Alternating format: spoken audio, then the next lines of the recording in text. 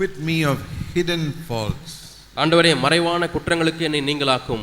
Please remember this expression all your life. உங்களுடைய வாழ்க்கை முழுவதுமாக இந்த வாசகத்தை இந்த வசனத்தை ஞாபகத்தில் வைத்துக் கொள்ளுங்கள். Psalm 19 verse 12. சங்கீதம் 19:12. You must say, Lord, I have hidden faults. ஆண்டவரே மறைவான குற்றங்கள் என்னுடைய வாழ்க்கையிலே உண்டு என்று ஆண்டவருக்கு சொல்ல வேண்டும். There are visible faults many. தெரிந்திருக்கக்கூடிய குற்றங்கள் பல. But hidden faults. மறைந்திருக்கக்கூடிய குற்றங்கள். Those are like snakes. அவைகளெல்லாம் பாம்புகளைப் போல.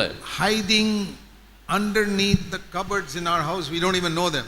நம்முடைய வீட்டிலே இருக்கக்கூடிய அலமாரிகளுக்குள்ளாக சந்துகளுக்குள்ளாக பொந்துகளுக்குள்ளாக மறைந்திருக்கிறது அங்கே இருக்கிறது என்றே நமக்கு தெரியவில்லை.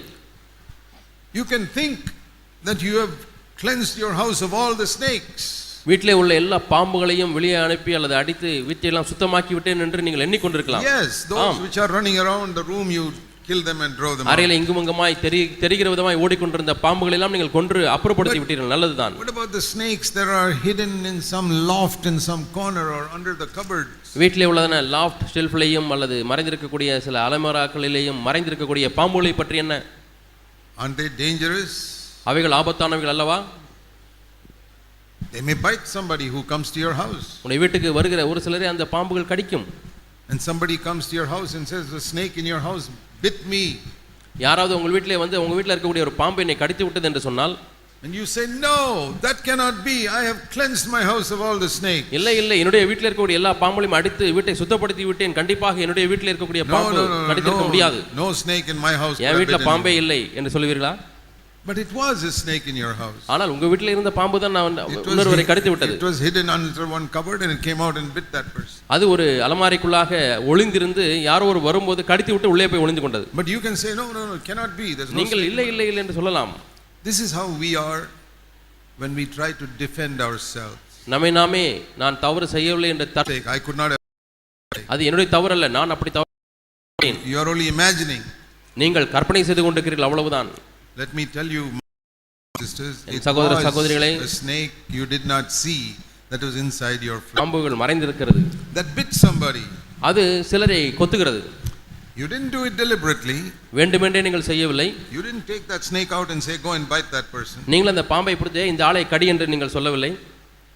But the snake inside your house bit somebody. ஆனால் உங்கள் வீட்டிலே தங்கியிருந்த அந்த பாம்பு யாரையோ கடித்து விட்டது. You must remember that in your family life. உங்கள் குடும்ப வாழ்க்கையிலே நீங்கள் இதை ஞாபகத்தில் வைத்துக் கொள்ள வேண்டும். Hidden faults. மறைந்திருக்கக்கூடிய குற்றங்கள். Hidden snakes. மறைந்திருக்கக்கூடிய பாம்புகள். You remember that and you will always be humble. இதை மட்டும் நீங்கள் ஞாபகத்தில் வைத்திருந்தால், நினைவிலே வைத்திருந்தால் தாழ்மையாக இருப்பீர்கள். So when somebody points out a fault in you, யாராவது உங்கள் வாழ்க்கையில் உள்ள தவறை சுட்டி காண்பித்தால், you say, yeah, that may be right, I don't know. ஆம், நீங்கள் சொல்வது சரியா இருக்கலாம், எனக்கு தெரியவில்லை. Because what did we read in 1 Corinthians 13? Let's look at it again. மீண்டுமாய் 1 கொரிந்தியர் 13ஆம் அதிகாரத்திலே நாம் பார்த்தோமே அந்த வசனத்தை மீண்டுமாய் பார்ப்போம். I see myself dimly now. இப்பொழுது நான் நிழலாட்டமாய் பார்க்கிறேன். But one day I will see clearly. ஒரு நாளிலே நான் தெளிவாய் பார்ப்பேன். 1 Corinthians 13:12. 1 கொரிந்தியர் 13:12. Then I will know myself fully just like God knows me. அப்பொழுது நான் தேவனால் அறியப்பட்டிருக்கிற விதமாகவே நான் என்னை முழுமையாக அறிந்து கொள்வேன். So that is this is a chapter on love. இந்த அதிகாரம் அன்பின் அதிகாரம். And one of the characteristics of love, அந்த அன்பினுடைய குணாதிசயங்களிலே ஒன்று, many things listed here. இந்த அதிகாரத்திலே பல காரியங்கள் பட்டியலிடப்பட்டிருக்கிறது. And I have heard many people speak on all the characteristics of love. அநேக மக்கள் இந்த அன்பினுடைய பல குணாதிசயங்களை குறித்து பேசுகிறதை கேள்விப்பட்டிருக்கிறேன். You know that it's bears all things and endures all things and all that. அன்பு சகலத்தையும் தாங்கும், சகலத்தையும் நம்பும், சகலத்தையும் சகிக்கும். Many good things. நல்ல பல காரியங்கள். But I've never heard anybody take verse 12 as a mark of love. ஆனால் அன்பின் அடையாளமாக யாரும் 12ஆம் வசனத்தை சொன்னதாக எனக்கு தெரியவில்லை. That is to acknowledge that there are faults in me I don't even see. நான் பார்க்காத குற்றங்கள் இருக்கிறது என்பதை ஒத்துக்கொள்வதுதான் அந்த அன்பு. So in your relationship with your husband or wife, ஆகவே மனைவி கணவன் அவர்களுடைய உறவிலே, let me tell you something. நான் ஒன்றை சொல்லட்டும். You can hurt your wife without even knowing it. நீங்கள் அறியாமலேயே உங்கள் மனைவியை நீங்கள் புண்படுத்த முடியும். அதற்கு பிறகு நீங்கள் அறியாமல் இருக்கலாம். It's not like taking a knife and hurting her. ஏதோ ஒரு கத்தியை எடுத்து நீங்கள் காயப்படுத்துவதாக அல்ல. No, you won't do that. நீங்க அதை செய்ய மாட்டீர்கள்.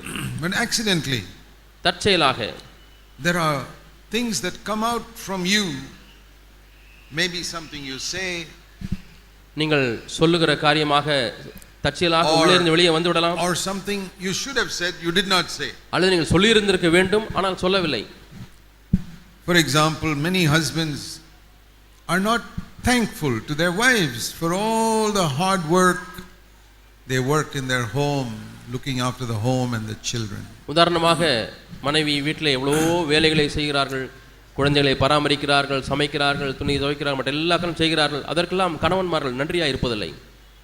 If you shouted at your wife, oh, you can say that is a sin. I realize it's a sin. மனைவியை பார்த்து சத்தம் போட்டு திட்டினால் அது பாவம், அதை நான் ஒத்துக்கொள்கிறேன் என்று சொல்லலாம். But when you're not thankful, you don't express your thankfulness to your wife. ஆனால் உங்களுடைய நன்றியை மனைவிக்கு தெரியப்படுத்தவில்லை என்றால் Is that a sin? அது ஒரு பாவமா? It says in Colossians 3:15, கொலோசியர் 3:15 சொல்லப்பட்டிருக்கிறது, let the peace of Christ rule in your hearts. கிறிஸ்துவுடைய சமாதானம் உங்கள் உள்ளங்களிலே ஆளக்கடவது. You were called in one body. ஒரே சரீரமாக அழைக்கப்பட்டிருக்கிறீர்கள். Now I want to apply that to a husband and wife. நான் கணவனும் மனைவியுமாக நீங்கள் இதை This verse. இந்த வசனத்தை வாசிக்க முடிய விரும்புகிறேன். Let the peace of Christ rule in both your hearts. உங்கள் இருவருடைய உள்ளத்திலேயும் கிறிஸ்துவுடைய சமாதானம் ஆளுகை செய்வதாக. Because both of you are called to be one body, husband and wife. ஏனென்றால் கணவனும் மனைவியுமாக ஒரே சரீரமாக அழைக்கப்பட்டிருக்கிறீர்கள். And then it says be thankful. தேவ சமாதானம் ஆளக்கடவுது என்று சொன்னதுக்கு பிறகு நன்றி அறிதல் உள்ளவர்களாய் இருங்கள் என்று சொல்லப்பட்டிருக்கிறது. That means be thankful to your wife and be thankful to your husband. அதனுடைய பொருள் என்னவென்றால் கணவனாக இருக்கக்கூடிய ஒரு மனைவிக்கும் மனைவி கணவனுக்கும் நன்றி உள்ளவர்களாய் இருக்க வேண்டும். So do you feel that is a thankful spirit for one another? ஒருவருக்கொருவர் நன்றியுள்ள இருதயத்தை வைத்திருக்கும் பொழுது, நன்றியுள்ள மனப்பான்மையை வைத்திருக்கும் பொழுது எவ்வளவு வித்தியாசத்தை அது கொடுக்கிறது. So I must see, here is a sin that I didn't even know was in my life. ஆகவே இங்கே ஒரு பாவம் இருந்திருக்கிறது, அது என்னுடைய வாழ்க்கையில் இருந்திருக்கிறது என்றே நான் அறியாமல் இருக்கிறேன் என்று சொல்ல வேண்டும். If you slapped your wife or shouted at your wife, yeah, that you know, that's a sin. மனைவியை அடித்து விட்டால், மனைவியை நீங்கள் திட்டி விட்டால் அது பாவம் என்று அறிந்திருக்கிறீர்கள். Or your husband. அல்லது உங்கள் மனைவி கணவனை அப்படி செய்திருக்கலாம். Slapped your husband or shouted at your husband. கணவனை அடித்திருக்கலாம் அல்லது கணவனை திட்டி இருக்கலாம். That you all know it's a sin. இதெல்லாம் பாவம் என்று எல்லாரும் அறிந்திருக்கிறீர்கள். But how many of you know that if you are not thankful for your husband or wife, that's also a sin? கணவனுக்கோ மனைவிக்கோ நன்றி அறிதல் இல்லாதவர்களாக இருந்தால் அது பாவம் என்று எத்தனை பேர் அறிந்திருக்கிறீர்கள்? But it says here, be thankful. ஆனால் இங்கே நன்றி அறிதல் உள்ளவர்களாக இருங்கள் என்று சொல்லியிருக்கிறது. That is one example of a hidden fault. மறைவான குற்றங்களுக்கு இது ஒரு உதாரணம். Some of you may not have known till today that you're not being thankful is a sin.